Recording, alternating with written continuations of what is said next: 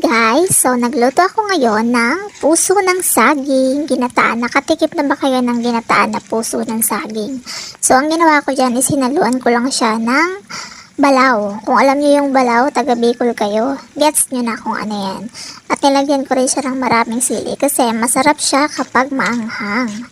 At syempre hindi pwedeng mawala kapag kakain na ang partner nito na isda. So meron kaming tamban siya or tamban, nagprito kami ng tamban. Perfect na pang partner sa ginataan na puso ng saging. Alright. Saktong-sakto nga guys kasi yung nabiling tamban ng Mr. Ko is malalaki siya. Hindi katulad dati na maliliit. Solve na naman ang kainan natin for today's video. So follow na kayo sa aming Facebook page. Subscribe na rin kayo sa aming YouTube channel. Yun lang.